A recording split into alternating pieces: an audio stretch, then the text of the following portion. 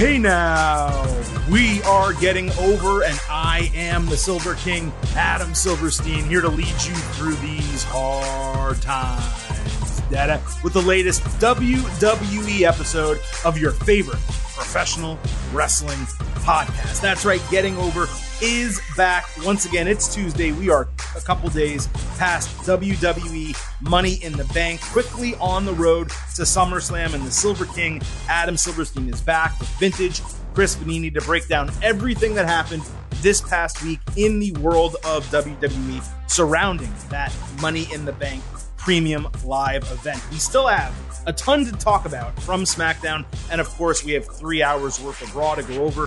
WWE has also been in the news a little bit this week for some signings. We are going to cover it all on today's show, but it would not be an edition of the Getting Over Wrestling podcast if the Silver King did not remind you that this show. So look, we're halfway through the year. Stop making me ask. Stop being marks for yourselves and go back to being a mark for me. Go back to being marks for the Silver King for vintage. Go to Apple Podcasts and Spotify. Please leave a 5-star rating on the Apple system. You can also leave a 5-star review. Let everyone know why you listen, subscribe, and download these episodes, and hopefully they will do the same. The reviews are super important. So important, in fact, that every time we get a new one, we read them live right here on the podcast. We had like 2 weeks where we were doing one every single episode. Things have slowed down. I like reading the reviews. It's funny to comment on them. So please leave those reviews. Apple Podcast, please, and thank you, as Ron Swanson would say. Also, please do not forget to follow us on Twitter at Getting Overcast. You can participate in polls, interact with us, send in DMs and tweets to be read on the show. And, you know, every single time we do a live show or we have an episode drop, you find out about it first on Twitter at Getting Overcast. Chris, we had a holiday weekend, despite the fact that we also had Money in the Bank to cover during it. A lot of extra time on our hands. I hope you had a good holiday. I also hope you're feeling better, too. I know the cough had you under the weather. My back is healed. So let's hope that we're both now operating at 100% with you fully back in the Getting Over Wrestling podcast universe. Yeah, I got back from my vacation late last week. Cough is mostly gone. Still pops up from time to time, kind of just lingering, I guess, from COVID from like a month plus ago. But I'm feeling good. And I read something, speaking of being on vacation. So when we did the Forbidden Door show, I was in Canada for several days with my family. Mm-hmm. And you made a comment about the Canadian flag. You disagreed with my ranking. I didn't make a comment. You posted something that was absurd that I responded to. Yeah, and we never circled back to it because I missed the last week's WWE show because I was on vacation. Sure. We had the instant analysis to talk about Sunday. So real quick. Sure. What? Give me a couple top flags. Well, why don't you lay out for everyone who listens who maybe doesn't follow us personally on Twitter? Why don't you lay out your bullshit tweet? I'll tell them my response, and then we can have a conversation. I said Canada has a top 5 flag. Okay, that was it. And it doesn't. I mean, it's not even. It absolutely. It's not even close. It's not even close. Yes, it is. My case for it. Go ahead. Yeah, hold on. My case for the Canadian flag is that it's simple. It's obviously red, white, red, and it's got it's got an iconic logo in the middle that nobody else has, and that you can pull that logo out of the flag and everybody still knows it's Canada if you just see the maple leaf. I think it is a great, great flag. Okay, so it is simplistic. So here's the thing: I'm not saying it's a bad flag. That there needs to be a understanding here. I'm vociferously against the idea that it's a top 5 flag. However, it is a very nice country flag. There's no hate for me for Canada. I love our Canadian listeners. I hope to visit Canada someday. It seems pretty nice up there.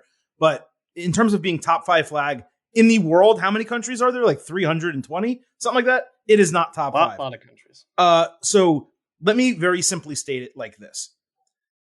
If there is another flag that does your same design better, it's very difficult for you to already be in the top 5, same or similar. And the Japanese flag shits all over the Canadian flag. It is way cooler, way more stark. I assume it's been around longer. I could be wrong about that, but I assume it has been. So it in every way is better. Really all Canada did was they're like, oh, that Japanese flag, cool. We can't do sun. So let's put a maple leaf in the middle and put red stuff on the side. That way it's a little bit different. So Japan shits on the Canadian flag. In terms of a flag that has the 3 quadrants, right? Like 2 colors on the side and a logo in the middle, that's better. If you've never seen the flag of Barbados, let me tell you, it is one of the coolest things in the world. That's top 5. And then I'll just, in order to fill out the rest, and I'm not going to give you my whole top 5, but as a third that I clearly like better than Canada is the Jamaican flag, which I think is gorgeous. Yes. So those are 3 off the top without even thinking that are better. So now you're telling me that Canada has to have a better flag than 315 other flags that exist. I can't get there. I mean, I would have to obviously go through them all. I think the Union Jack is beautiful. There's some other ones that are really nice. But to suggest that Canadian flag with a maple leaf, as that is the thing that you need to know about Canada, we have maple trees. No, I'm sorry. It's not top 5. Come back to me next time we do a show with your top 5. I need to reorganize mine. But last year when we got to Flag Day, I ranked my top 15 flags. All those ones you mentioned are on that list. Okay, good. I had Jamaica at 3. Yep. I had Japan at 7. 2. I had, which I probably should put it higher. Looking back, I don't agree with everything you said a year ago. And I had Barbados at 12. Only it's a great flag, but most people don't know what it is. That's what brought that one down. My top doesn't 5, make it less great though. I mean, my top 5 was Canada, Brazil, Jamaica, South Africa, and Israel. Brazil's that was my top 5. Brazil's is pretty good. Yeah. Come maybe next week's WWE show or something like that. I want to hear your top 5 at some point. Yeah, I mean, I can come up with it. You have 3 of them now. I mean, Japan, Barbados, and Jamaica are in my top. I think they're in my top 3. And then there's really just 2 more to fill in. But the point was to so demonstrably state that this is a top 5 flag. It's just it floored me when I saw it. Again, I think it was biased. I think you were in the country. Maybe you had a little maple syrup that morning. A Molson. I don't know what was going on. I think it was a biased take. That's all. It's iconic. Everybody knows what it is when they see it. Do you have it? Are you Canadian at all? Yes. My there it is. My grandparents. There it is. Their parents were. My great grandfather was Canadian, served for the U.S. in World War I, and got a citizenship that way. Oh, that's cool. That's really cool, actually. Nice little story. It is, yeah. But that is the bias that we needed to know to categorize your opinion right there. So, all right, yeah, we'll do a top 5. We'll talk about it again, but it's just, again, to just so the way you were like, it is a top 5 flag. I'm like, no, it's not. It's like it's like saying Chris Paul is a top 5 NBA player. No, he's not. No, is he a great NBA player? Yes. We'll just let the getting over it share their thoughts on the Canadian flag. Let us know on Twitter or in the DMs of at Getting Overcast on Twitter. We'll see what the people think. We will. We will definitely hear from them, because anytime we argue about anything like that, and I have a feeling there may be another conversation that we have later in the show about a polarizing topic that I did not think would be that polarizing that I tweeted about last night, but we will get into that. Chris, look, we have a lot of wrestling to talk about on today's show, a lot of sports entertainment from WWE, and I don't think we should waste any more time. So let's just slide into the main event. And we do have a lot to talk about today. Normally, these premium live event episodes coming out, it's just like the 3 hours of Raw and like 1 or 2 things from SmackDown. But not only do we have the 3 hours of Raw and a handful of things from SmackDown, but WWE has also made a number of signings recently that we are going to cover in this main event segment. Now, before we get to that, I want to have an early discussion with you, Chris, about this build to SummerSlam that got started, obviously, before Money in the Bank, but it really kicked into gear a little bit, really after Money in the Bank on Saturday night, and then, of course, Monday on Raw. And the main event, the main match, is the undisputed WWE Universal Championship between Roman Reigns and Brock Lesnar. 6th or 7th time they fought. I don't have the exact number in front of me, but it is going to be a last man standing match. And the reason why I wanted to briefly discuss this, even though we've mentioned it before, is, yes, Reigns hasn't been on Raw in 2 months, and we haven't seen Lesnar since he showed up on that one SmackDown to stand across from Reigns. Reigns, by the way, will be on SmackDown this week after not being on for, I think, the last 2 weeks, and Lesnar is not advertised as of right now. But besides all of that, something interesting has developed, and that is the way that WWE is promoting this match. commentary, promos, and a video package. And the promo, by the way, was from Theory. And the video package they aired at around 10:40 p.m. last night. They're all referring to this match along these lines. One last time, one last match, last man standing. Now, we obviously cannot trust WWE to actually follow through with this being their last match. We thought that was the case at WrestleMania. It was the greatest match of all time. There was no reason for them to fight again after Reigns beat him clean. What are you doing, right? But I wanted to bring it up here so that we could all be on the lookout to see how much they actually lean into this. Not just in promotion for the match, but in storyline, if they lean into it in storyline. Because when you think about it, it really is the only remaining element that could actually get me even the least bit excited for the match. The fact that we'll hopefully never have to see it again. Steve at Caveman Fire, one of our listeners, he tweeted me. He's like, there should be a contract signing with this stipulation at the forefront. Like Reigns, rather than this match having been announced by WWE, it should have been the next week where Reigns said, hey, Brock, if you want this, fine. But this is the last time. I never want to fight you again. And if they had done that from the onset, I think people would not have been as upset that we were getting the rematch. But even if they do it now, if we come Friday and Reigns has his promo and he's like, that's it. We can't do this anymore. It's enough. Brock, this is the last time. You're going to have to agree to that in writing if you want to have the match. I think that would be a great idea. Really, the only way WWE can build interest here is to fully lean into this slogan. One last time, one last match, last man standing. Just like they did for that John Cena Miz feud that went on forever. And they finally at some point said, this is it. This is the last time they're fighting. And to my recollection, they never fought again after that. So I believe that's what they need to do here. I hope they do. And I will say Monday night, the way it was promoted, I was a little bit more bullish on this than I was going into it. Well, it'd be more believable if WWE was ever interested in showing us something as opposed to just telling us. They're just telling us it's the last match. There's no reason for it. There's no kayfabe, setup for it, because that would require probably Roman Reigns being on TV, or at least Paul Heyman and Brock Lesnar having a face-to-face. And those two are so infrequently on TV that you can't really do it. And all you can do is just say we're going to do it and throw a bunch of really good video packages together and just beat you over the head with until you just kind of accept it. That's what the greatest WrestleMania match of all time was. Yeah, but we never accepted that, though. No, but it's like, I don't care about any of this build. Like, just get to the match, do it, and be done with it. There's nothing you can do to build any more interest after you literally had called the greatest WrestleMania match of all time. There's no topping that. So, like, there's nothing you can... It didn't even deliver. No, that was the problem. It wasn't.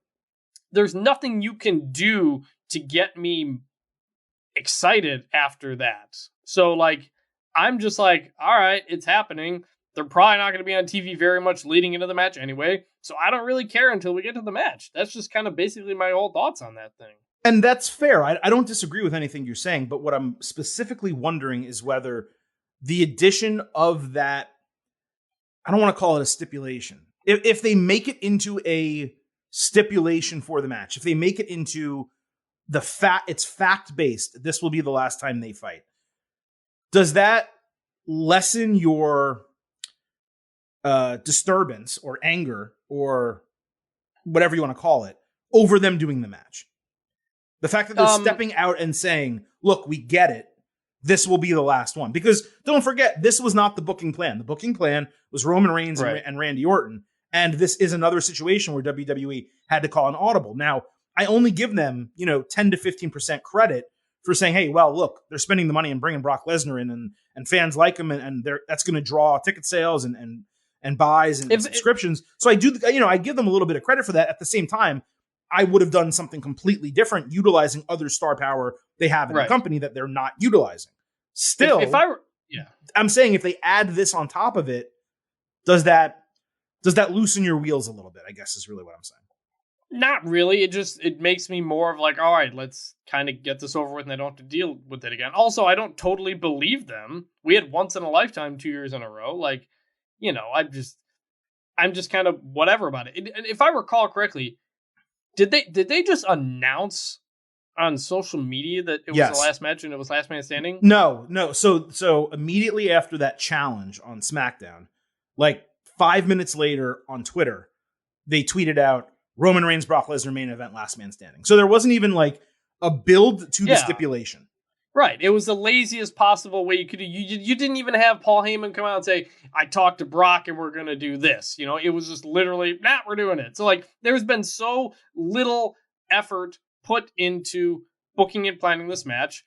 And as much as they can try to put on the back end after they've already done it, I'm just not going to care because they didn't care. And that's just last man standing, last match ever. Sure, fine, whatever. I mean, it makes me hopeful we won't see it again. But I don't know. I don't really care. You just can't believe it. You can't trust it. That's the problem. Yeah. You can't trust that it's actually going to happen. All right. So let's keep going here. Again, I just kind of wanted to touch on that. The other match that has been, there's two other matches that have been officially announced, but one of them is Pat McAfee against Happy Corbin. Now, we did not really cover this. We mentioned it, but we didn't really cover it on our Money in the Bank instant analysis. And that's that there was a post-match attack after Money in the Bank, after the main event, the men's match, to officially set this up like for good. And I saw the video Monday night. The attack was actually awesome. Corbin grabbed McAfee like with a forearm across the chest over the barricade. He hit End of Days at ringside. He screamed in his face. And it felt intense, like legitimate intensity and legitimately surprising. Like the crowd was going crazy for it. They didn't know at first if it was real, which obviously it wasn't, or if it was something that was kind of storyline. And I think once they got ringside, it was pretty obvious that it was storyline. But these guys are legitimate friends. They both played together for the Indianapolis Colts. And I think they may have even been roommates during training camp or something like that. But I'm just glad that they're getting a chance to do a one-on-one match, because the WrestleMania match was really a bastardization of what McAfee can do in the ring. Like, he's way more talented than what we got to see at WrestleMania. And if you never saw him fight Adam Cole in NXT, number one, I assume if you're listening to us, you have a Peacock subscription. Go watch that match, McAfee, Adam Cole, to know what Pat can do in the ring. But knowing what he can do in the ring, to not have him be able to do it at Mania, I'm very excited that he gets the chance to do it now against Baron Corbin, who I think you and I both agree is severely underrated, or at least I've been saying that for a while. So I like this a lot. The setup is simple and logical, and ultimately I do expect a match that over-delivers. I was unaware of that football background. I really hope they lean into it. Like, be like, man, when we were together with the Colts, you were such an asshole and everybody hated you and stuff like that. Like, really? Or we were friends and then you became a wrestler and you turned into such an asshole. Right. Yeah, or something. I like lean into that kind of stuff. I think that would be really interesting because I had no idea. Yeah, it's, I'm looking forward to this. It's SummerSlam is WrestleMania kind of adjacent sort of, and you pull the big matches for that. And then we'll talk about it more with Logan Paul stuff, but I'm curious, kind of moving forward, how often WWE goes back to those wells. Are we gonna have a McAfee match every WrestleMania and SummerSlam? Are we gonna have a Logan Paul at SummerSlam in the next WrestleMania? And then, as someone who went to WrestleMania 38, absolutely loved it, thought it was incredibly fun, and everybody had great reviews for it. I'm curious if in hindsight it kind of waters it down if we have that stuff happening all the time there. So I don't know. I mean, that's just my personal thing. But no, I'm looking forward to this. It's fine. It's SummerSlam, Stadium Joe. You got to have some different kinds of things. And so, yeah, I'm looking forward to it. So it does water it down. I think that signing, Pat McAfee being an employee, being a SmackDown commentator, it does make it a little bit different. It's kind of more like when Jerry the King Lawler would randomly get pulled out for a feud, like with Bret Hart, for example, and they feud for 2 months and then he just goes back to being a commentator, right? So with Pat, I don't really have an issue with it. And I think as long as the storylines make sense, which this one does, the last one did not. The Theory McMahon one made no sense. It was completely forced and it was just kind of ridiculous. But as long as they do storylines that make sense, I have no problem with it. And I think the same can be said for the next person that we're going to talk about. I just want to pause really quick. And before we get to that, that's going to be a little bit later in the show. I wanted to go back a little bit and talk about Corbin because we discuss him infrequently on the podcast. Usually it's complaints, and usually recently at least it's involved Madcap Moss that we've been talking about him. But I had this thought while I was talking about McAfee Corbin with a friend who listens to Pat's show. He goes, I'm going to watch SummerSlam because of this and blah, blah, blah. But we've talked ad nauseum on this podcast, at least I have, about Moss needing a gimmick change badly. And he does. But there may be no one more in need of a massive character shift than Corbin right now. I'm not sure if it's making him a babyface, going back to the lone wolf character, or whatever. But he needs to drastically get reset. Kind of like when they took Bradshaw and they kind of plucked him, not from obscurity, but from doing much of the same thing for a long period of time. And they just made him JBL. Yeah. And they suddenly elevated him into the main event. Corbin has that same ability in the ring and on the mic. He is a natural heat magnet. He just has not been given anything resembling a decent push. Like, you have to remember, like Applebee's Corbin, like Constable, right? Bum-ass Baron. Corbin was good, but it was way too short. Happy Corbin now. I'm forgetting one or two of the other gimmicks that he did. But it's just been stuff that's like lower mid-card trash. And it goes on way too long. He is a talented, still relatively young dude who is capable of so much more than he does. And I would love for this to end the Happy Corbin character and have him come back and maybe do Lone Wolf, where he can say, look, Madcap Moss turned on me. This guy who used to be my friend and teammate turned on me, and we had a feud. Like, Lone Wolf is the perfect character for this guy. It worked exceedingly well. He had one of the greatest entrances, I think, of all time in WWE in NXT, that Lone Wolf entrance. It was awesome. They just got to do something different with Corbin, and it has to be drastic. It can't just be turning him to Baron Corbin again. Like, you got to really sink their teeth into this guy. And I don't really know that the buy-in is ever going to be there. And it's really unfortunate because, again, the JBL model is what's been in my head. He does have that ability to be a character, not necessarily that character, but a totally reinvented character like that. Corbin is a company guy, and that can do a lot of good. It can make you a lot of money, but it can also be a problem. And that is, it's hard for you to break out into another spot if you're so reliable in your current spot. Corbin's the guy that they can get to do anything, and they can put him on the first SmackDown on Fox and get a rock bottom from The Rock, and do the Pat McAfee match and try to work to get young guys over and stuff like that. He's been here for so long that I just don't think they're ever going to do anything more with him.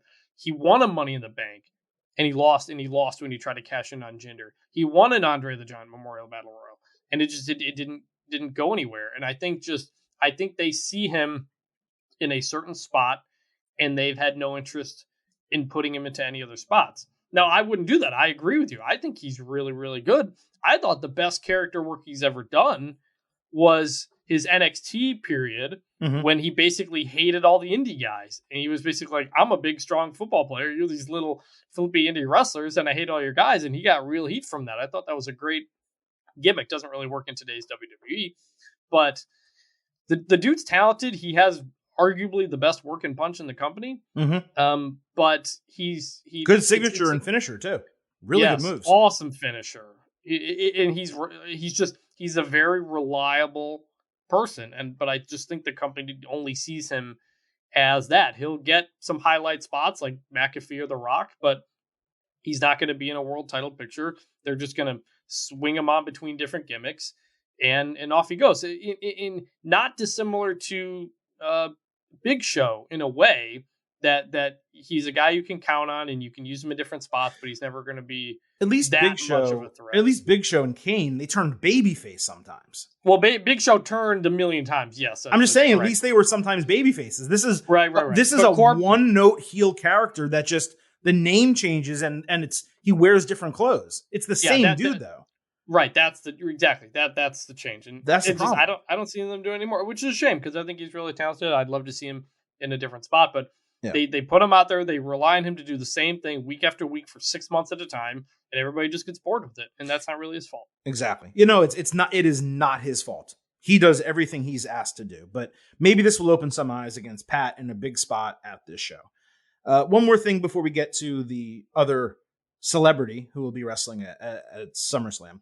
I want to discuss a little bit the Money in the Bank situation that we find ourselves in, and we'll go into detail on Theory and Bobby Lashley in the Good, the Bad, and the Ugly, our second segment here. But we discussed last week, Chris, how WWE has been blatantly telegraphing and hitting us over the head with the idea of a cash-in after the main event of SummerSlam.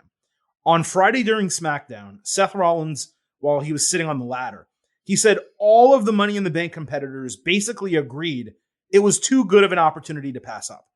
And then on Raw, Theory basically called his shot, saying, not only am I going to win the United States Championship back, but I'm going to win the undisputed WWE Universal Championship at the end of the show. Now, we did spend some time on this topic in the instant analysis, but given they had the women's briefcase cashed in immediately again, WWE absolutely cannot allow for a cash-in at SummerSlam or anytime soon. Because if they do it at SummerSlam, it's going to be Theory losing, and then both briefcases are dead after 4 weeks, right? It would be one thing if it was Rollins or Riddle or someone ready for the moment where it made sense for them to cash in at SummerSlam and win one or both of the titles. But for someone like Theory, the goal for him should be to at least hold this briefcase through the end of the year, if not through WrestleMania. In fact, you know what? Let me put it this way. Theory should not be cashing in the briefcase until Roman Reigns drops the titles to whomever, whether it's Rollins or Riddle or Cody, whoever he eventually loses to. Theory should cash in on that person, not Roman Reigns. Correct. And I'm fine with them teasing it. I'd like them to. I'd like it to be in our minds, hey, at any moment, Theory could try to cash in. That's the point of the Money in the Bank briefcase. That's the whole gimmick. That's something the women have never gotten. So I'm fine with it. I think he could have spots where he tries to cash in and just can't get it done, and he doesn't actually cash in. We could get those a few times, as we often do. But yeah, I don't expect him to cash in on Reigns or Lesnar, and it would be bad. We talked about this on the instant analysis. I think it would be a bad idea to. The last time we saw Theory and Brock, he got manhandled like a child in the Elimination Chamber. So none of us believe he has a chance. Even if last man standing, they've beaten each other down. I still don't stuff like it. that. Yeah. But I do think it sets you up in a way that you think it could happen. They could try to do it. Last man standing would make sense. But they're beating us over the head with it now. Like, if they're beating us over the head with it to be a swerve, then it's good. Then okay, I'm glad they're doing that. But it doesn't feel like they are. It just... I think they're beating you over the head with it to think, hey, it's possible Theory might do it, but I don't think he will. Or he could try and botch it. But I mean, the way I would like to see this play out is Theory keeps trying to do it, right? And Reigns and Paul Heyman are like, Vince, like Paul calls Vince on TV. Hey, Vince, what the F is going on with this guy? Roman Reigns is your tribal chief. He's your God mode head of the table, blah, blah, blah, blah, blah.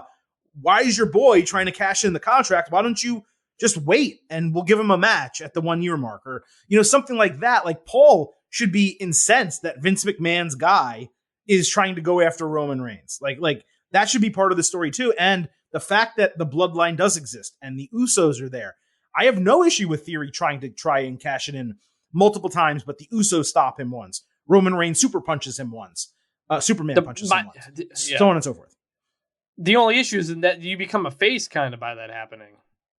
Trying to cash in on Roman is going to kind of be a face move, and if he keeps getting stopped by the Usos or something like that, I'm not saying the crowd will get behind him necessarily, but that's kind of a face move. I guess it is. Keep stopping you from cashing in. Or it turns Reigns face. How would that turn him face? I mean, if he's getting Vince's help from the guy, it's the authorities guy, and they hate Theory so much. Theory's one of the few people that gets real true heat. He does. Right now. But he's not going to compare to. I mean, people are going to side with Roman. I think, potentially, if that happens. That's what I'm saying. If that's their goal, I can't imagine it is. I don't either. That's why it's again. That's why it's so strange that he won it in the first place.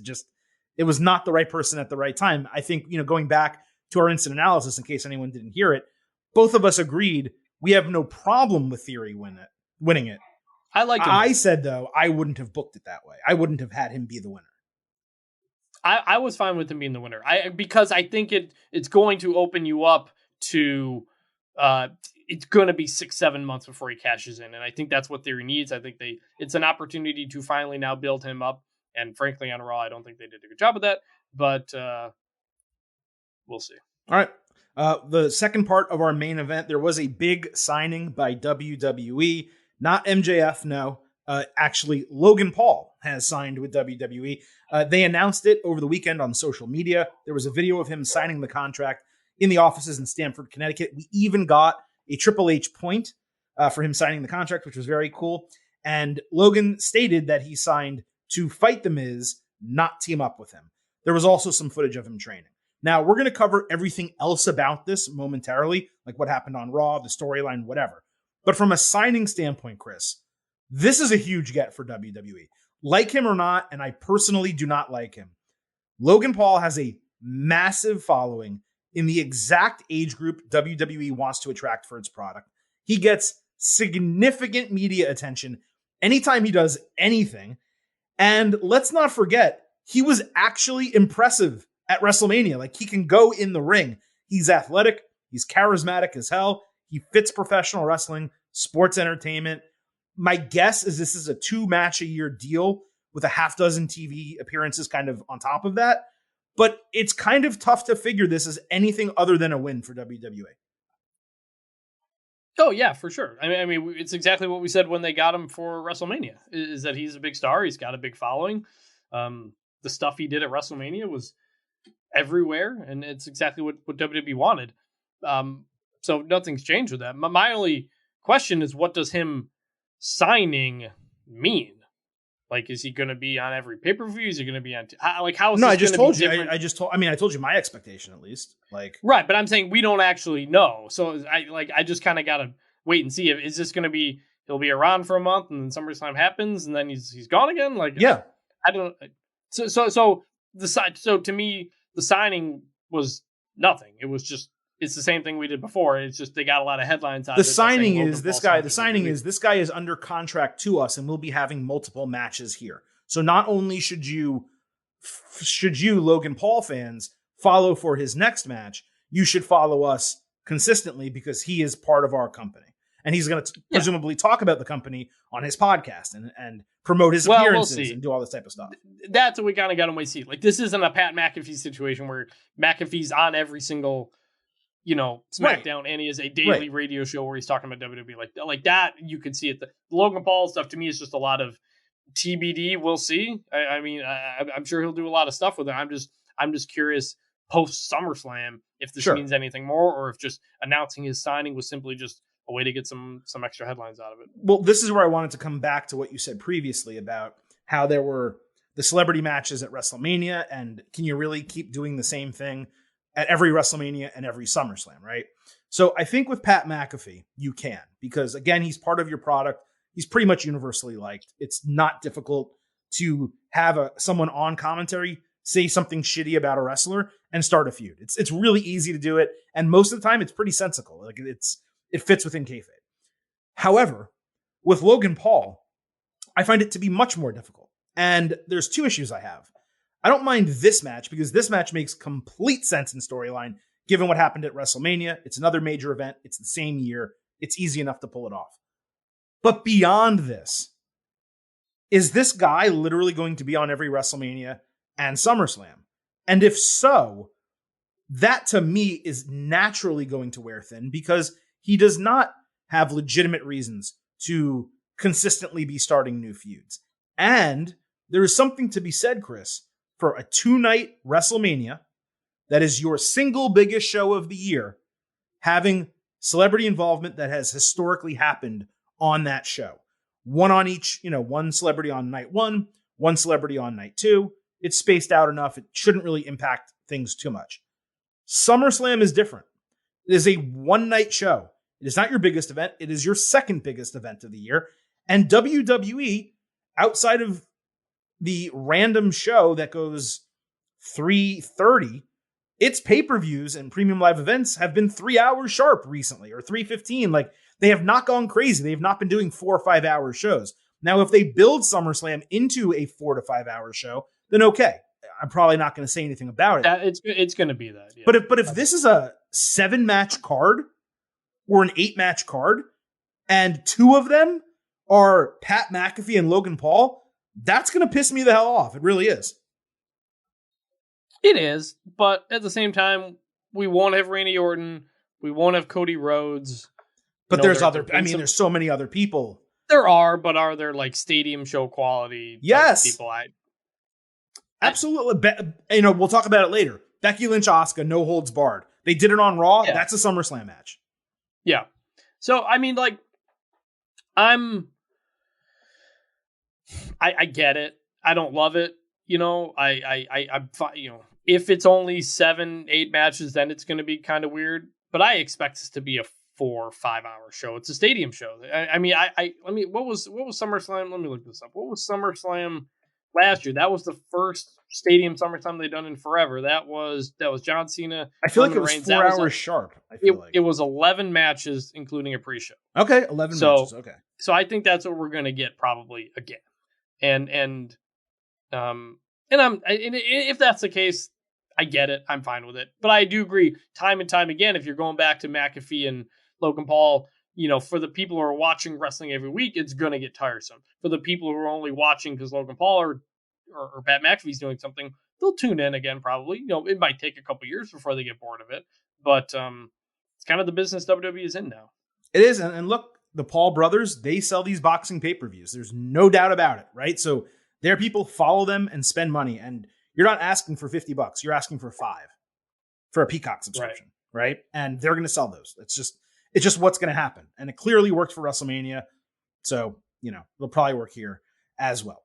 Let's quickly, I actually have a lot of stuff, but let's kind of quickly talk about what happened on Raw involving Logan Paul tangentially, because it was mostly The Miz. And then we can kind of wrap up with a couple more signings that WWE had or may have coming up soon. And then we'll move on to the good, the bad, and the ugly. So The Miz on Raw basically said he's proud of Logan because he's showing confidence, but he's listening to the wrong people. He told Logan, retract your statement, listen to me, because we can be undisputed tag team champions. And then if he doesn't, Miz said he's going to be relentless and humble him. He also did a Brian Windhorst hand gesture, which I tweeted out in case you missed it. Clearly, WWE is trying to position Logan as a babyface. And that's reportedly why Miz turned on him at WrestleMania.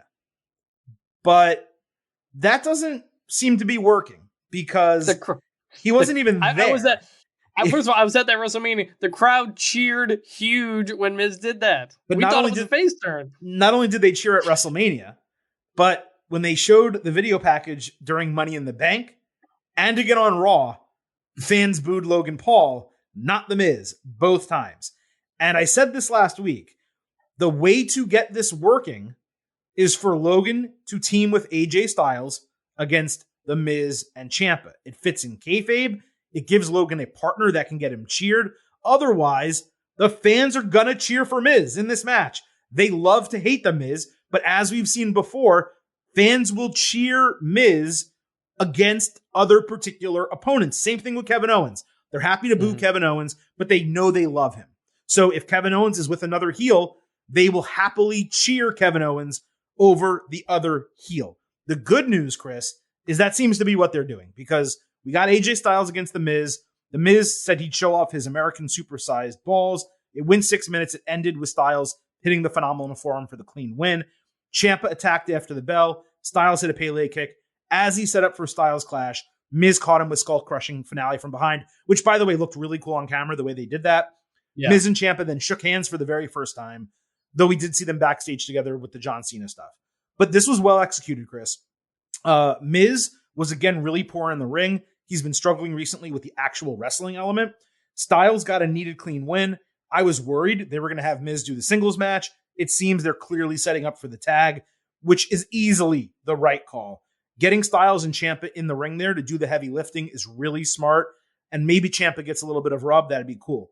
The one problem, and it is not a nitpick in my mind, is they have still given us zero explanation as to why Ciampa is helping The Miz. That is a massive plot hole that needs to be filled. But other than that, I think this is being executed pretty well, as long as they team Styles and Logan, because that's the only way he's going to get cheered. Yeah, for Ciampa to get any sort of rub from this, he's going to have to say a word, right? At some point, he's basically the Raw version of an under control Butch, is what he is. He's just someone that gets sick on other people, essentially, and whatever. I think people are going to cheer AJ Styles, and they're going to boo Logan Paul when they're in the, depending on who's in the ring. Maybe it's possible.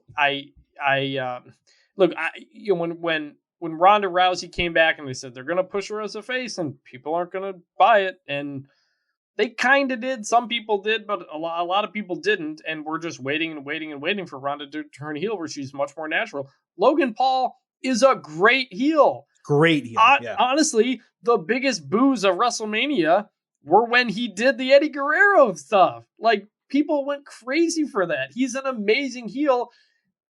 Just lean into that. I don't like the way they're doing it. Logan Paul, his character outside of wrestling is a heel. Like, that's his whole thing. It's going to be so weird for them to try to sell it to us like this. Maybe they try to portray him as that tweener type thing, but people are gonna boo him. They like booing him. That's his whole thing. So I don't know. We'll see if they adjust to that when he shows up on TV. Right. I don't exactly know how it's going to happen, but a Logan Paul beatdown with Styles making the save, Styles raising his arm.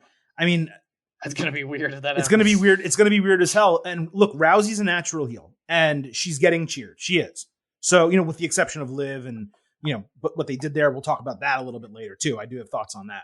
Right, but she's getting cheered, but she's getting cheered as a face, but she's not getting cheered like Liv's getting cheered. That's no, nor Asuka, nor Bianca Belair, nor anyone. Mm-hmm. But she is getting cheers as a face, and she is over. So, credit where it's due that it's at least working. But she is so much better as a heel. And Logan Paul, again, even if they make it work and get him cheered, he's always going to be so much better as a heel. So we're going to see how this transpires. We got 4 weeks to go, but I did kind of want to lay this all out there. Obviously, it's one of the few storylines that has specifically started developing, so I figured we'd attack it is the correct word here. Before we get into the good, the bad, and the ugly. Really quick, 2 more things before we get to our second segment. We're going to go over everything else that happened across SmackDown and Raw. Give Me Sport is reporting that Tyson Fury is in talks about a summer return to WWE. I have to presume that would be Clash at the Castle. They don't say that specifically, but I don't know why they wouldn't do it. Maybe it's a 2-match situation where it's Clash at the Castle and Crown Jewel, because the guy has fought, I believe, in Saudi Arabia before. So that's happening. I just don't exactly know what you do with Tyson Fury if it's not Drew McIntyre, and you have to believe Drew McIntyre is penciled in for the Roman Reigns match. So is it Tyson Fury, Brock Lesnar? Like, could that happen? I would love it. Is it Tyson Fury, Gunther for the Intercontinental Championship? Sheamus? Like, those are the names. That's all I can think of, Chris. But do any of those really kind of get you excited? Brock does. Just because the styles, a UFC guy and a boxing guy, like, that could be interesting. But yeah, I had kind of assumed this was going to be Drew McIntyre until Drew McIntyre announced he was going for the championship. because Drew and Tyson Fury kind of made some comments back and forth, Twitter stuff a couple months ago after Tyson Fury's last fight. They did it a year ago. They did it like during the pandemic. They were talking about it too. Because this show was supposed to happen last year. They were going to go over to UK last year. Right. So, yeah, I mean, Brock would be interesting. Gunther would be fine. But if you need Tyson Fury to win, you're not going to put him over Brock if Brock's going to probably lose SummerSlam. You don't want him to be your Intercontinental Champion. Oh, I don't think he needs to win. He lost to Braun Strowman, didn't he? I mean, he can lose to Brock. Yeah. Did he lose to Braun Strowman? I think he did. I didn't watch that Crown Jewel, so I don't remember. I thought he lost clean. Look it up. Maybe he did. Look it up to me. So we'll see. Yeah, I mean, I don't know. He's fine. I mean, the Braun match, from what I saw, the clips that I remember was nothing special. He Tyson Fury won via countout. Okay. That's what it was. Glad. Yeah. At Crown Jewel. It was, yeah. So I don't know. I mean, look, again, it's the same thing. Celebrity in England, you want to get him on the show in some form. Yes. Honestly, you know who I'd put him with? Corbin. Just have him beat up Corbin and get your pop. Yeah, and that's you could do that. You could do that. That I could see him doing that. I'm a Gold Gloves boxer. You're not that much better than me, even though you're a undisputed heavyweight champion. Yeah, they could do it. You're right. Corbin is definitely an option. And lastly, here before we move on, WWE also recently announced the signing of Valerie Loureda from Bellator, 23 years old, super athletic, good-looking woman who may very well be one of WWE's next big female stars. It's kind of tough to project that, right? Sometimes you think you know, and you don't. I would have said some people WWE released, recently may have been their next big female stars. But Loureda has a look. She can cut promos. She's super athletic, as I said. She was in Bellator, and basically, I think it was her agent or her manager, someone brought her to WrestleMania and was like, take a look at this. I think you would like this. She went and absolutely fell in love to the point that she immediately went to the WWE Performance Center, did like a tryout. They liked her. She started training, and now she has signed with WWE. So keep a lookout for Valerie Loureda coming probably pretty soon to your TV screens, USA Network, for NXT on Tuesday nights. I don't exactly know when. Chris, I don't know if you have any take or thoughts on it, or if you even knew her before I just said her name. But I did want to mention it because it is something that we did not discuss last week. I'm not familiar with her MMA, but I saw her when I covered that WWE tryout here in Dallas when I wrote the story about it for The Athletic. Oh, interesting. She was there just kind of hanging around, and they were kind of giving her the tour and the pitch and everything like that. So this being the end result of that makes a lot of sense. I'm not, again, like I said, I'm not really familiar with her otherwise. WWE, at the time back in April or March when they were talking about her, they were really high on her. They were really pushing hard to try to get her. So they see great things with her, and she's going to NXT, right? I think that's going to be interesting as opposed to the Ronda Rousey straight up to the main roster deal.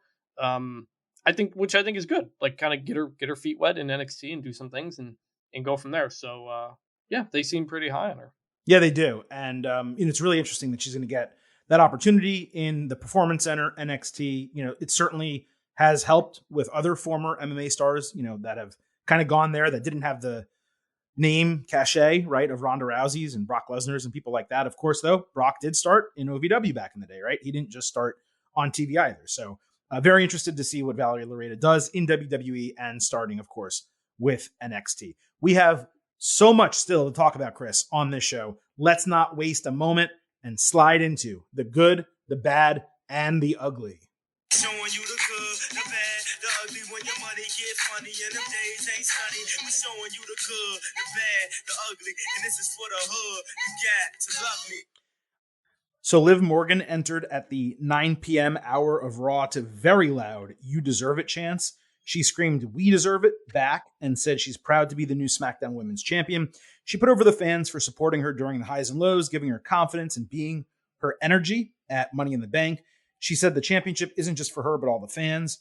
Natalya interrupted, saying Liv should be thanking her for softening her up, her being Ronda Rousey. Sorry. Liv said Natalya knows where to find her if she wants a title match. Then Carmella came out saying They belonged on SmackDown to get out of the ring because the Raw spotlight belonged on her, the next women's champion. Liv clowned Mella for losing to Bianca Belair, then dared Mella to make her leave. The heels attacked her 2-on-1. Belair made the save. Then Adam Pearce came out to announce the expected tag team match. So we got Bianca and Liv against Mella and Natty.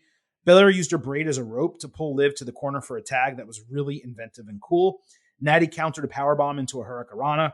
Mella then caught Belair hanging over the bottom rope with a thrust kick into the post. Liv got the hot tag, but quickly ate a discus clothesline from Natty. Belair caught Mella flying, only to get run to the post a second time. Liv then pushed Natty out of a sharpshooter, jumping onto the ropes and hitting Oblivion for the win in 13 minutes. So Liv's promo was strong. You could feel the energy in the arena and the legitimate happiness that was in her voice. She's just so naturally likable. Like, you really cannot not like Liv Morgan. The match not only got enough time, but it was entertaining. Plus, it did further the Belair-Mella feud for whatever that's worth. We'll talk about that in a moment. Plus, Liv got the clean win with her finisher to end one night after becoming champion. That's all good. That's what it's supposed to be. That's all I have to say. I thought the promo was solid. She didn't say anything, all that new. It was pretty clear she had a lot of those canned WWE lines in there. But the kind of the yelling and just kind of the emotion of her was kind of taking over, which wasn't a bad thing. And when she kind of just like stopped and just jumped around for a minute, like the crowd was really, really into that. So that was nice. When she won, I said that was the biggest question is, can she sit there in the ring and cut a promo, just by herself like that? Because that was where she has struggled. And this was fine. It wasn't great, but it was fine. And they cut her off, and you have the interruptions and all that. And you have the match, fine match, and Liv getting that pin. She pinned Carmella, right? Yes. Oh no, Liv pinned Natty. Did she? Oh, okay. Yeah. That was all great. Obviously, get Liv the win. That's exactly what you want to do coming out of that, is give her a win. She's got to start racking up wins now. As for what's next, I had thought this meant we go Liv Natty next, which I think could work because Liv and Natty train together, and that would be a good way to make it. Yeah, but for Natty to get 2 title matches in a row. Right. But just like Ronda Natty was surprisingly good because they trained together a lot. I thought that was helpful. I think, Natalya could make the case, hey, you only won that championship because I took all I took everything out of Ronda Rousey. I should get my shot. Okay, go with it. Like, it's better than half the other reasons they come up with women's title matches. So, but I guess if she pinned Natty in the match, then I don't know. I guess we'll see on SmackDown how it goes. But this was a good step forward. I just the question now is keeping Liv strong and interesting in doing stuff, because she's naturally the character that's about the chase, and she reached the Money in the Bank and won all in one night. So you kind of just threw all that away. She's already reached it now. So you're going to have to kind of go back and kind of add a lot to her moving forward. And so that's what still needs to be done. Well, that's the thing. We'll stick with SmackDown and then we'll go to Raw. And I mentioned this on the instant analysis, but my concern level for Liv dropping the title in 4 weeks at SummerSlam, it jumped massively on Monday.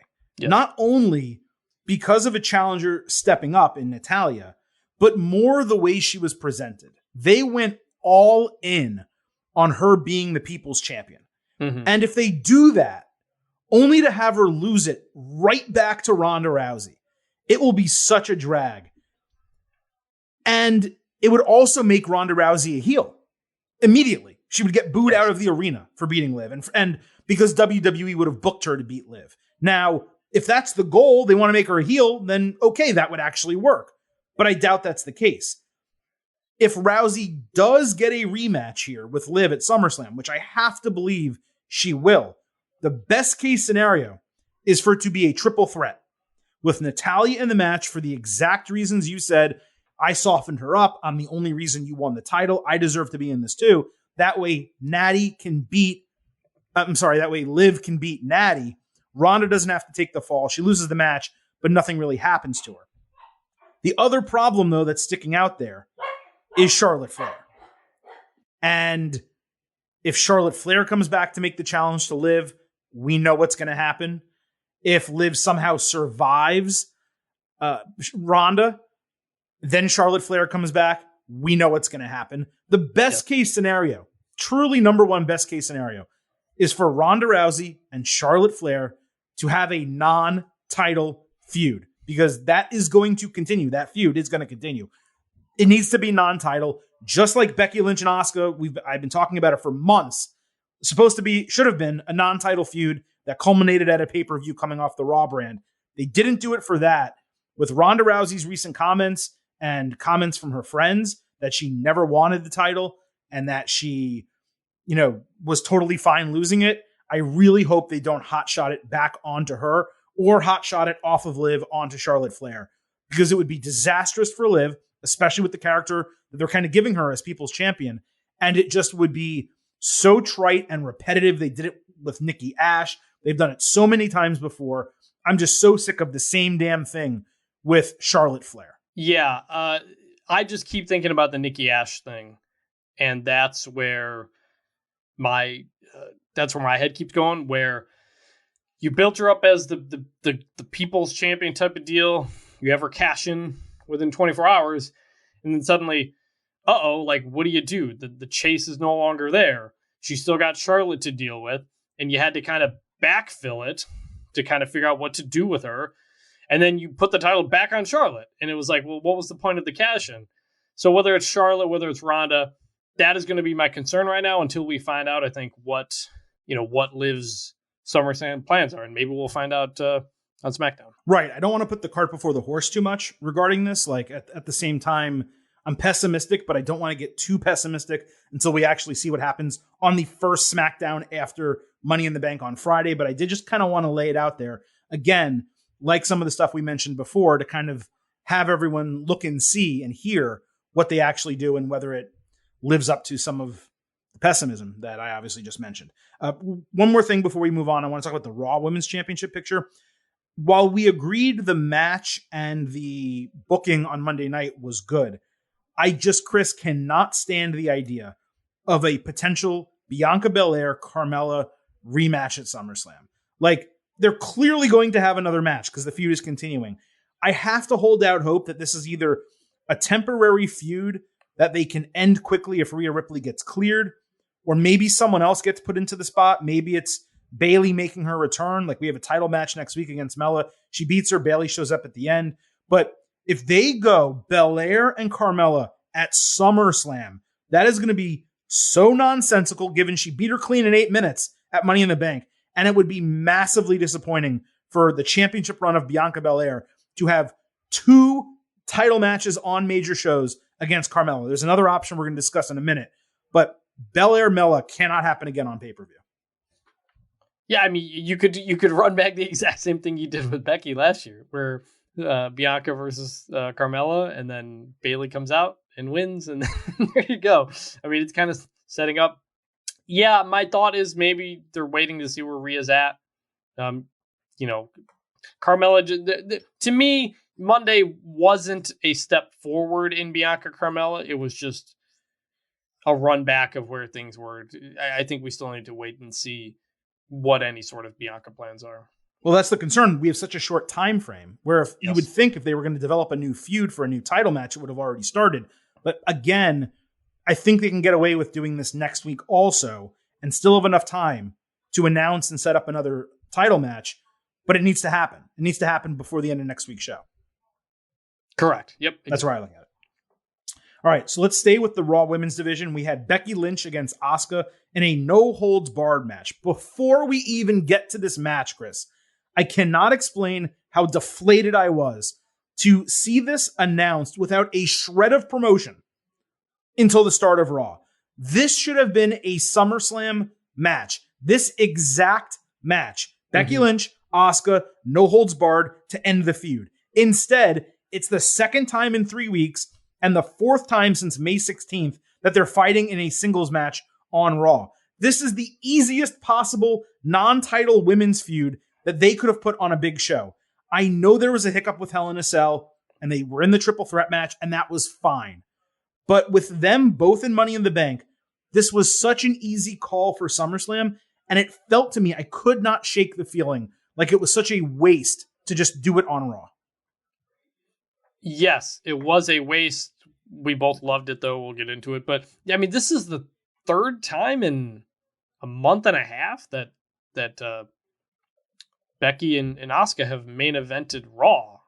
And so, like, clear, I said this before, but clearly they just trust those two to be like, hey, we need a banger. You two go out and do it. And so I don't know if this means they're done or they keep going or what, but it was very weird to say, oh, wait, we're doing this? Like, not only one day after Money in the Bank, where the two of them took some pretty rough bumps, now they got to do a no holds barred right after that.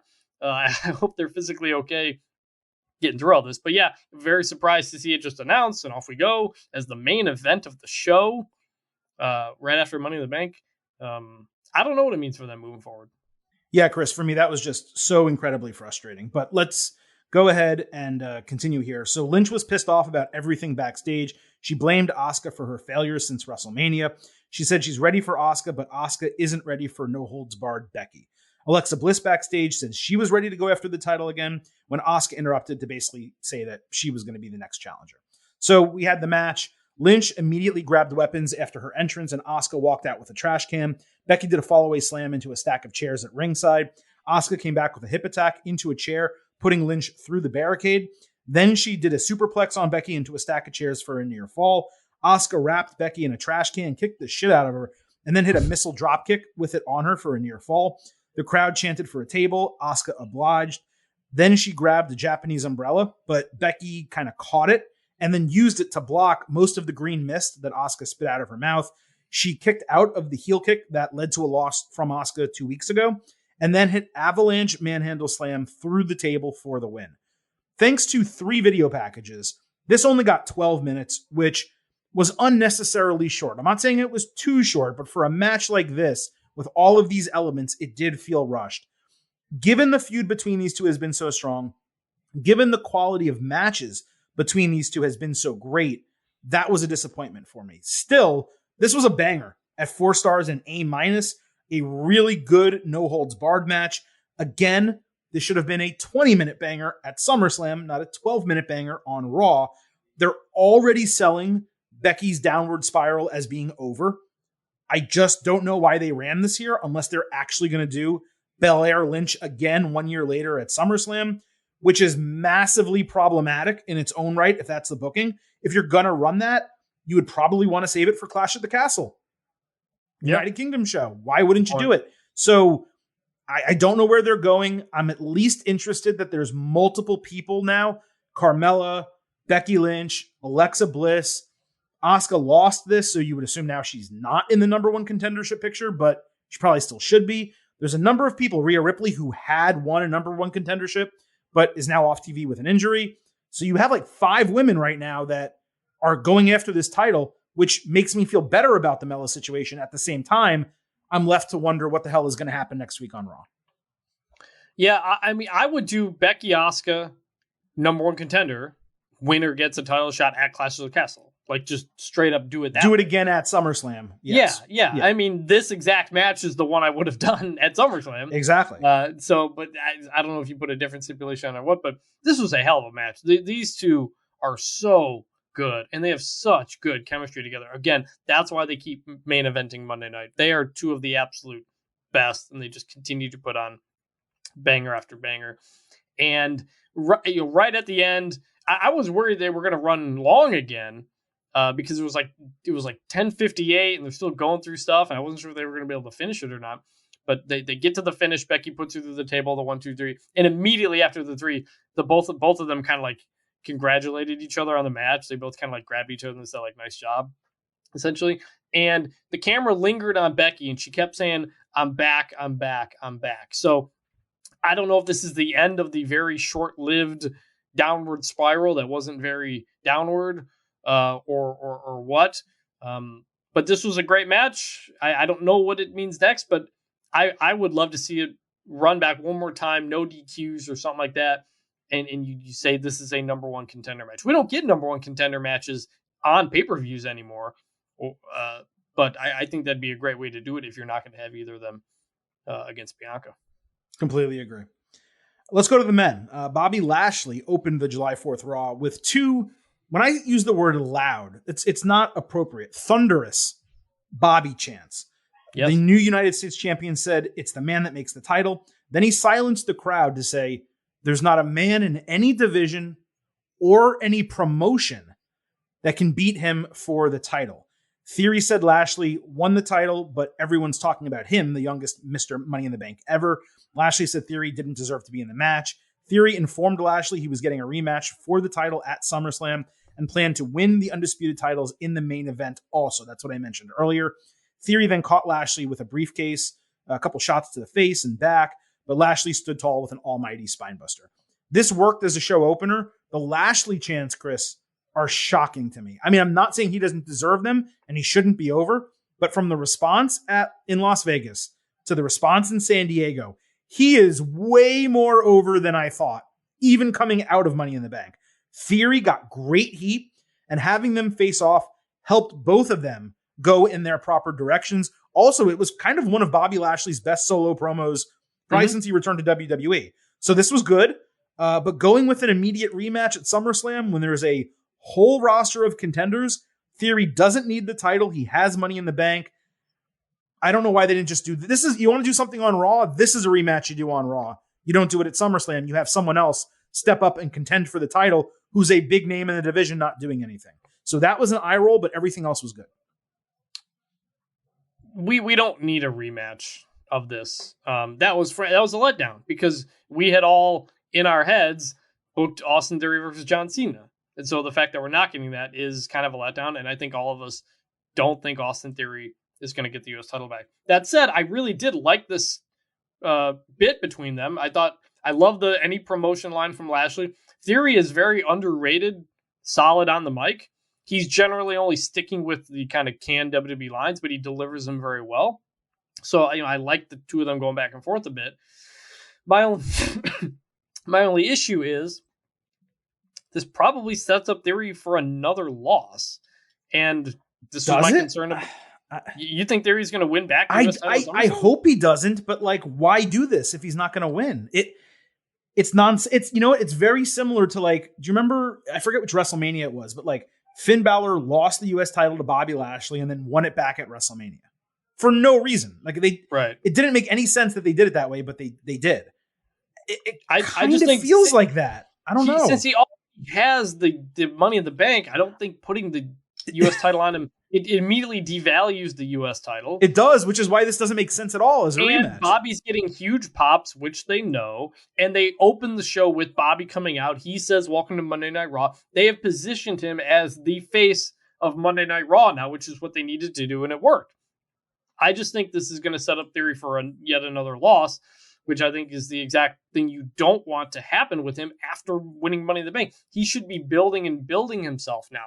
It's possible he loses to Lashley again and then tries to cash in, and you try to run back essentially what you did at Money in the Bank and run back the Seth Rollins thing, and maybe the cash in doesn't work. Back to what we said at the beginning consecutive of the show. shows with the same booking. I mean, right. Lordy.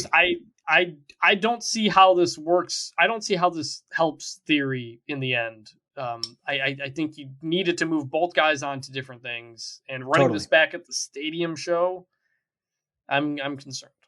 It was such a natural point of separation. Yeah. Theory lost the U.S. title, got Money in the Bank. Lashley won the U.S. title, comes out on Raw. This is, he's basically saying this is the A title because no one can beat me. That's what he's saying. So you've succeeded. Everything's perfect. You guys did a really good job. And then Theory comes out and gets a rematch. And again, I don't mind the rematch. Do it on Raw. Why the hell are you doing it at SummerSlam? It's just, maybe look, when SummerSlam comes around, I always say this, maybe they surprise us and it makes sense. And there's occasions where that happens. I don't think this is one of them. It seems like he's just going to take another loss.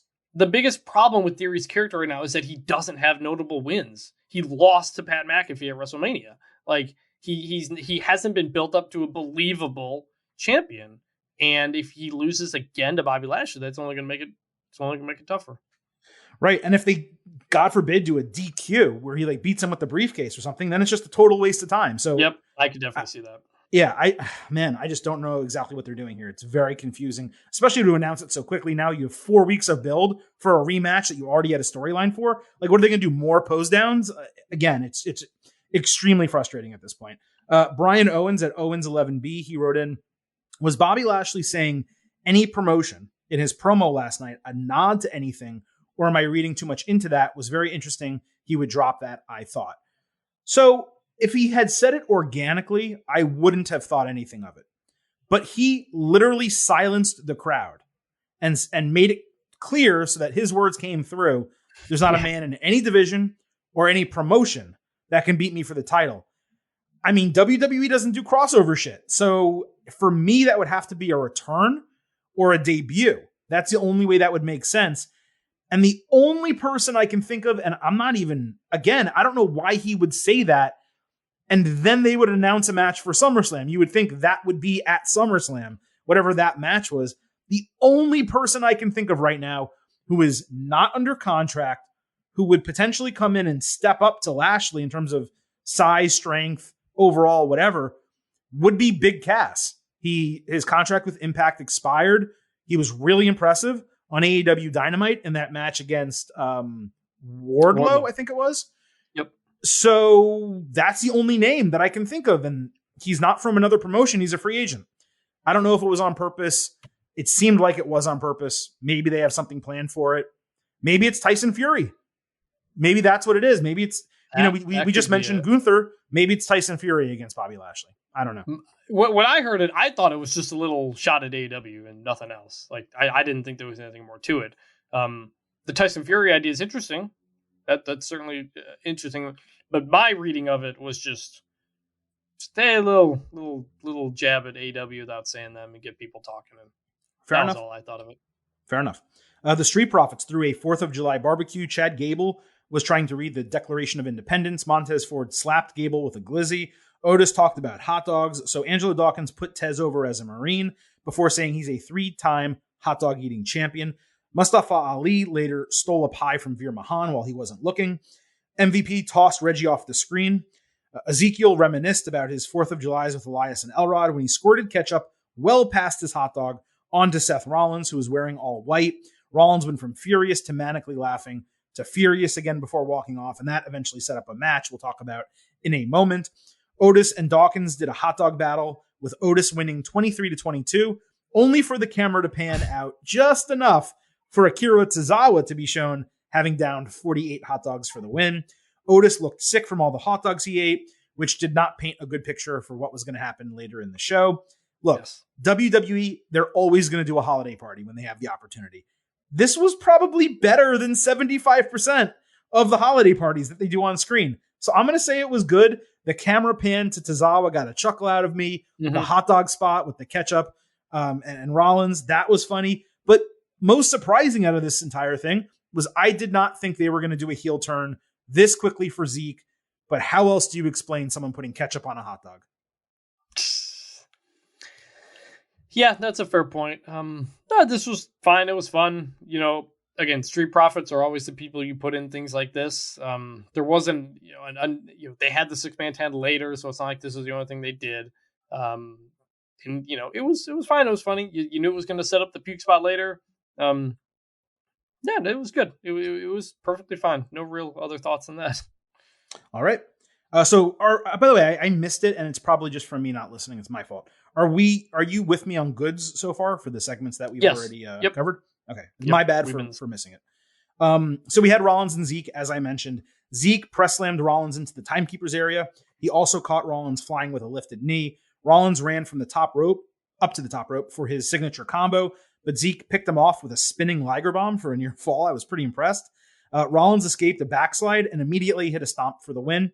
I believe there were piped in boos after the bell. The WWE's not using the piped in stuff as much as they have been, so it's tough to kind of determine when it is there and when it isn't, but this one seemed pretty obvious to me. After starting to walk back, Rollins ran back into the ring and tried a second stomp, but as he did, Riddle came out of nowhere for an RKO to a huge pop. This was an odd match because Zeke is over and fans love Rollins, but the crowd was kind of dead. And that's after it was really amped up for the first 90 minutes of the show. Rollins did a good job making Zeke look strong, but obviously Rollins needed to win. The Riddle post-match surprise was really well executed, and hopefully this leads to Riddle Rollins in a singles match at SummerSlam. I think that makes a ton of sense, as long as they don't give it away on a random Raw with no promotion like Asuka Becky Lynch again. But in terms of what we got Monday night, I thought it was good. Yeah, it was fine. It was like a low level good. Nothing of consequence other than Riddle coming in at the end and hitting Rollins, seeming to set that up. The Zeke stuff, I don't really know what's next for him. Kevin Owens has not been on TV for a while. And this was the whole thing we said with Zeke, which was once you kind of get past the is he or is he not Elias, what is he? And so far, he's a guy who shows up in hot dog skit and then loses to Rollins. So, we'll see. But this was fine. This was good. It set up the Riddle Rollins stuff that we were going to do. That was a great RKO out of nowhere though. Like they camera got it well. Like it nailed, and the crowd went big for it. So that worked. It was good. So finishing this entire segment, we had Lashley and the Street Profits against Theory and Alpha Academy. This was previously announced. Lashley and Tez did stereo delayed vertical suplexes with salutes, harkening back to their military service, and they got a big pop for that. Then Dawkins leapfrogged Lashley on his way to a tope con hero in a great spot. Dawkins got fooled outside only to get blindsided by Otis. Later, Theory was standing around at ringside when Dawkins literally pounced him over the announce table. It was violent. The crowd went crazy for it. Otis sold an upset stomach before a Lashley spear, and a sky-high frog splash from Tez took him out of the match. But Otis can never get pinned for some reason. So then Ford sold Gable's rolling German suplex with a full flip, landing on his stomach. It was awesome. Gable hit a moonsault on Lashley for a near fall. Lashley came back with the spear for the 1-2-3.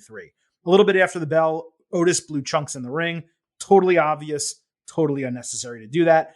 But putting that aside, this match was a blast. All 6 men worked their asses off. The Lashley Profits team was way more fun than I expected. It worked really well together. I went 3.75 stars and a B+. Obviously a good, but please, we don't need the childish vomit bullshit next time. I mean, you're going to get the childish vomit bullshit because children are part of the target audience here. But the match itself was a lot of fun. Chad Gable got to look great. The suplex he did on Bobby Lashley, whew, man, that guy is, we say it all the time, but that guy's incredibly talented. I like the Street Profits and Bobby Lashley together. It just worked well as a 6-man team. So this is a great match. Overall, good. Again, not much more to say because not much came out of it otherwise. But this was fun. This was good. I did not love the slow-mo replays of the puking afterward. Yeah, that was not necessary. But credit to them for putting in, hot dog bits and other stuff to make it look real. Sure. So the Mysterios fought Judgment Day. Before the match, Ray announced it's been 10 years since he wrestled in his home of San Diego, and obviously it was Dominic's first match at home. After their babyface entrance, Judgment Day attacked them from behind before the bell. Damian Priest blind tagged and caught Dominic trying a 619, throwing him into the barricade. Ray hit his seated senton for a near fall, then dodged a coup de grace. The Mysterios then hit a double 619 on Priest and Finn Balor, but Balor got his knees up on the subsequent frog splash. Priest threw a chair to Balor, and then Ray noticed it and pulled an Eddie Guerrero by flopping to the canvas, only for the referee to turn around and call the disqualification. Later backstage, Judgment Day attacked them from behind, with Priest lawn darting Dom into a ladder, just like Kevin Nash did Rey Mysterio back in the day. Priest then choked Ray and screamed at him. I don't really have much of a problem with this feud going another week or two. It was a pretty smart way for the Mysterios to get a win in San Diego without actually beating Judgment Day. I saw people complaining that Judgment Day lost their first match. I mean, it was an Eddie Guerrero finish. It's not like they got pinned, so calm the hell down. It's one of those DQ situations for me that is totally acceptable. There were fun spots in the match. The attack was done well and it was entertaining. So I'm again here. I thought this was all good. Yeah, it was fine. The Eddie Guerrero finish, I don't know the last time that's actually finished a match in WWE. They'll always allude to it, but it never ends the match. This one finally did. They're in San Diego. You give the Mysterios a win without giving Judgment Day a loss. I get it. Dominic needs to cut his hair really badly. It looks terrible. I wrote that down. And then, look, I'm glad Judgment Day got the beat down afterward. Because like even if you're upset that they took the loss, that wasn't a loss. They got it back the way WWE always gives it back, which is a beatdown at the end and make them look strong. So that was something. But overall, Judgment Day is not at all kind of what we had hoped they would be. You know, even after the Edge turn, we're not really talking about them, and now we're talking about Edge again because they're doing that promo. So it was good, but I have long-term concerns about Judgment Day. Absolutely. And speaking of Edge, there's really nothing to grade here, but WWE did air that vignette twice more on Raw, the one that we first got at Money in the Bank. Technically, it's not officially Edge, but it seems pretty obvious that it is. It was just kind of disappointing that there wasn't a second version. Like, given there's less than 4 weeks until SummerSlam, and I have to imagine he's coming back to set up a match at SummerSlam. Edge, Finn Balor probably is what makes the most sense. That's going to be a banger if that's the direction they go. It's a great non-title men's singles match, but for just to have that vignette and have the exact same one and air it twice, it's like Alexa Bliss territory, right? Where they rerun the vignette. And then, but with Alexa, they would run a new one at the end of the show. They didn't do that here. So just disappointing. Judgment Day is not working at all the way they expected it or I expected it when it first started. And the Balor move replacing Edge, I was fine with it because it was a great double turn. And like in the moment, it was really exciting. But due to a combination of like them not being booked on TV and then Rhea Ripley being booked and getting injured right away, Judgment Day has lost any momentum it had, and it did not have much. Yep, they really dropped the ball after the Balor stuff, which everybody was really into. Yeah, and they just didn't have a follow up for it, and that's bad. This is again, anytime WWE does big things, you worry about, is there a plan to follow this? And Judgment Day's been an example of, I don't know if they had a plan. Moving over to SmackDown, we had a scheduled New Day Viking Raiders tag team match. New Day cut a comedy promo. Then their opponents were literally announced as the new vicious Viking Raiders. And they came out with shields. They beat the shit out of New Day with the shields, stopped themselves from leaving the ring, and hit a double choke slam on Kofi Kingston. The horrendously unnecessary and patently absurd branding took me out of this completely. You know how I know a team is vicious, Chris? I watch them be vicious. And then commentary can say, man, these guys are vicious. Like, that's all you need to do. You do not need to ring announce them as the new vicious Viking Raiders. If you want to do that, change their name, the Vicious Raiders or the Vicious Vikings. Those would have been okay. Like, go ahead and do that. That was incredibly stupid. The beatdown wasn't particularly good. So it was bad. It wasn't offensive, but it was bad. Yeah, this was bad. Honestly, the only thing I could remember from this was them saying vicious. Like, remember when these guys were War Machine and they came in to NXT and it was just like, man, this is such a big get. They're so talented and, you know, strong, and look at all these things. And look at what the Viking Raiders are now. Just like unbelievably just how poorly they have treated and booked these guys since they came up to the main roster. And this was up there with Viking experience bad. You liked their comedy shit. Let's not twist stuff. I did. I liked it. But I'm just saying, compared to what they were and what they can be, in their main roster run, that was the best thing they've done. You know, everything else has been really a mess. The biggest eye roll you can possibly make seeing vicious fight. Like, God, this was so stupid. I'm very, very curious if they're going to be doing it when they come back the next week, because they changed Viking experience after their debut and how embarrassing that was. Curious if they do that again here, but just like, how do you, it's truly remarkable how much they've botched these guys over years and years and years since they came up compared to what they were. Well, I want to clarify. I don't particularly think this ruins them. I mean, their aggressive return last week, and you weren't on the podcast to discuss it. I loved what they did last week. 2 weeks ago on Friday, I'm sorry. When they interrupted, they did the tongue-in-cheek, we're going to do a rematch with Jinder Mahal and Shanky, New Day did. And then the Viking Raiders made their re-debut. They beat the shit out of everyone, and they were heels, and they just crushed all four guys. I liked that 2 weeks ago. Did you not like that? I honestly barely remember it. Mike, you were traveling, so maybe you missed it. But maybe so they did that 2 weeks ago, and their return was hot. This was not their return. This was the follow-up of them having already attacked New Day. I like the aggressiveness. I like the gimmicks that they're doing. I like them being vicious. I don't like them being called the new vicious Viking Raiders. And after first having them come back and looking dominant and cool, I thought, 2 weeks ago, this past Friday, giving them the shields, it had Bludgeon Brothers vibes. They took something that was naturally cool and dominant and a strong team that, they weren't War Machine, but they were close enough to the War Raiders that we first got in NXT. It was the closest they've been since then. And they put a corny spin on it unnecessarily. That's what pissed me off.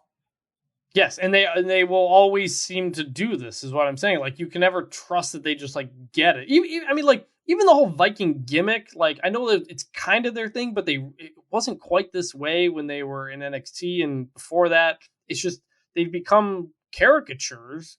Well, they were the War Raiders in NXT. They became Viking Raiders when they got called up. Right. They become, sorry, they were the Viking Experience, I think, right? Yeah. I forgot how it went. They've really just become real caricatures of things, and it's not their fault because they're really too talented dudes. They just keep putting in these situations where you can't take them seriously. Even something where you're supposed to take them seriously, they just WWE it up. It's a mess. Right. There's no reason for them not to be taken seriously now, except they added that in for no reason in the Shields. The Shields aren't the end of the world, but they're ridiculous gimmicks, just like Drew McIntyre's sword, just like some of the other bullshit that they have. It's just so unnecessary now. When they were in NXT and they would do a takeover and they would have the big costumes for the special shows. For the entrance. Just for the entrance it meant something, but like WWE always has to give you the big entrance for every single show, and then it just kind of waters it all down and you become, again, kind of a caricature. And that's what happened with the Claymore, right? Like, it was really cool to do the entrance and stick it in the stone a couple times in big matches. And then when it's every week and he's threatening to cut people's heads off to decapitate them with it when you know he's not going to, unfortunately, sometimes, because it's wrestling, right? You're like, well, what the hell is the point of him carrying the sword? Mm-hmm. There isn't one. That's the problem. Let's stick with SmackDown here. Max Dupree was close talking Pierce, excited to showcase his maximum male models. Dupree got boos piped in when he first got into the ring. He also got what chance while he spoke slowly. Mace, renamed Massey, was the first one introduced. He did a catwalk and an extended pose. He was on the platform. Dupree talked him up a lot. Then Mansoor, renamed Mansoir, was next, and he did the same. Then they came together in the finish. Now, I'm not going to do what you all think I'm going to do and freak out. I'm 100% honest on this show. I laughed a few times. It was so over-the-top ridiculous with Dupree's introductions, the names, the lights, the music. Pay attention to the music next time they do this. The whole thing is a combination of Zoolander and Eminem from back in the day. Even the simple announcement of a tennis wear segment this coming week on SmackDown made me chuckle. But what really made it is all three guys, Max Dupree, Mansoir, I'm trying to remember their names, Mansoir and Massey, all three guys are 100% bought in.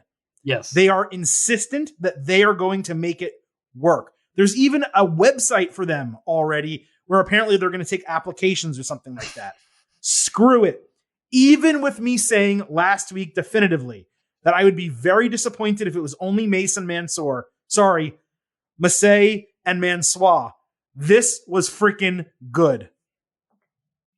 I got some tweets too from people thinking you were going to be pissed off about this. Probably because of how you set it up last week. But no, when WWE goes all in on a goofy thing, it works. With the right wrestlers who are willing to do so. Yes. The buy-in. Like, this is not like serious, goofy Shields, Viking Raider stuff. Like, no, they're, like you said, they are fully bought in on this.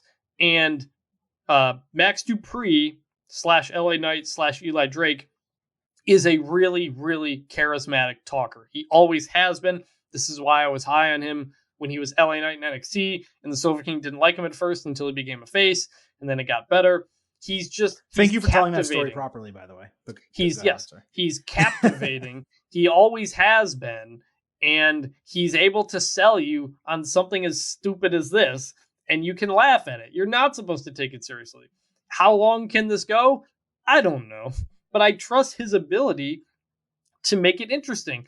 This was supposed to happen like 3 weeks ago. They kept pushing it off, yet week after week, we got Max Dupree close talking with Adam Pearce, and it was funny. Like, he makes things work, and I think he can make something work out of this. I have no idea what it means going forward. He can't do this exact same thing 5 weeks in a row or something like that, but in terms of a start, in terms of a repackaging debut, this was really good. This was really funny. This is sports entertainment. It can be funny, and you can just leave it at that.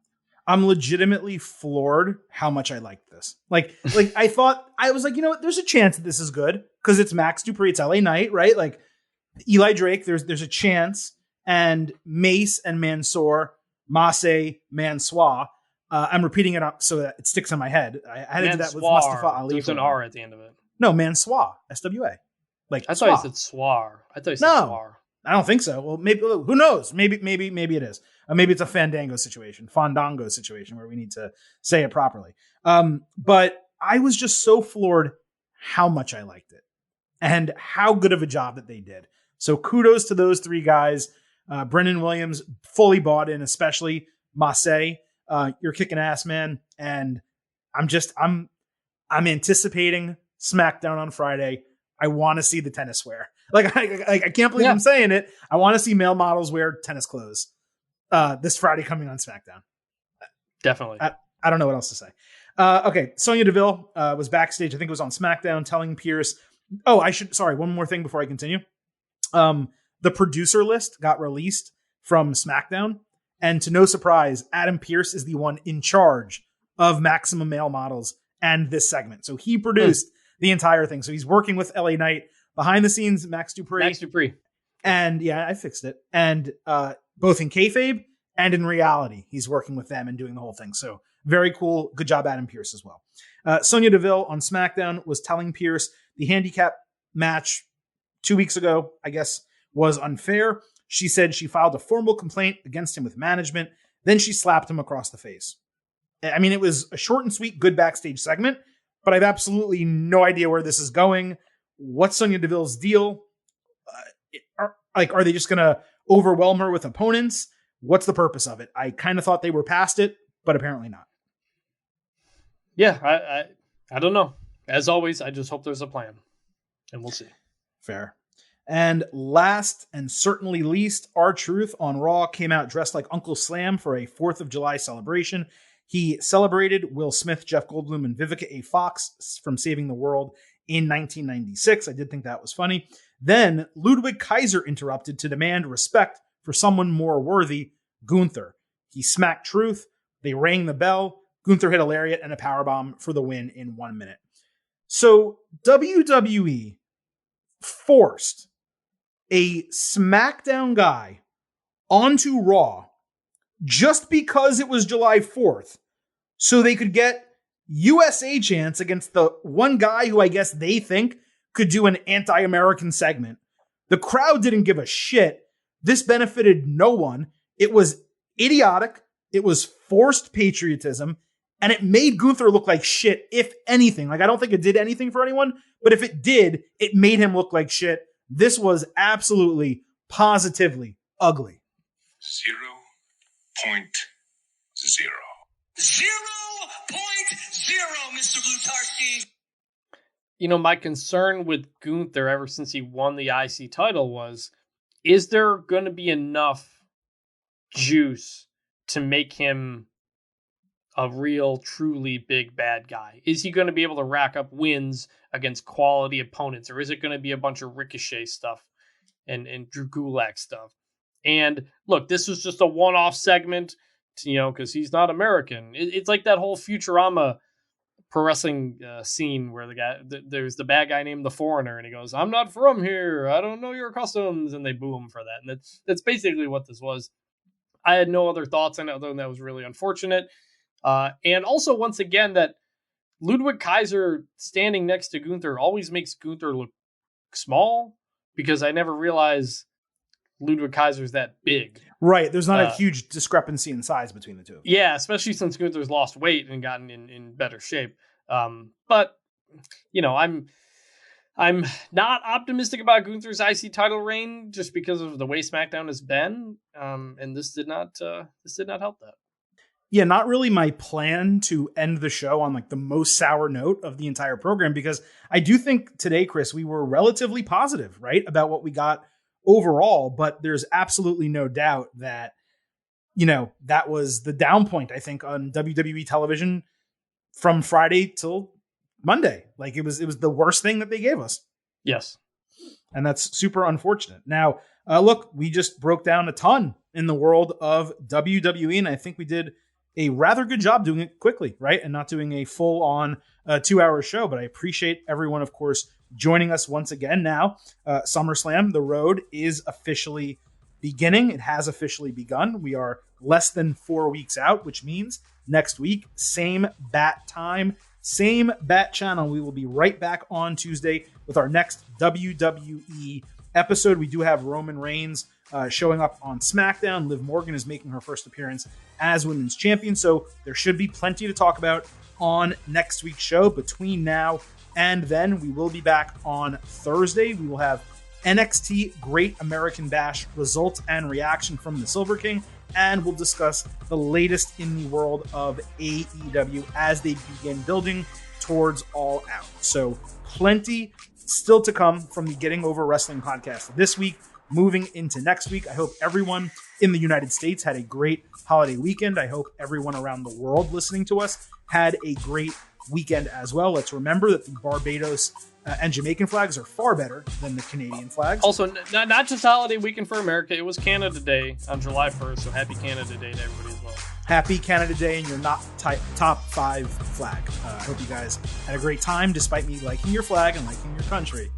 Simply not top 5. But I appreciate Chris representing, I guess, partially the Canadians for being on this show. Thanks once again for joining us. Let me remind you all before we get out of here, the Getting Over Wrestling podcast. So head on over to Apple Podcasts and Spotify. Leave those 5-star ratings on Apple. Please leave a written 5-star review. Let everyone know how much you love the show. We'll read it live on this podcast. Also, do not forget to follow us for all the good reasons I stated earlier on Twitter at Getting Overcast. Thanks to Chris. Thanks to you all for listening. Silver King is going to leave you now with 3 final words. Bye for now.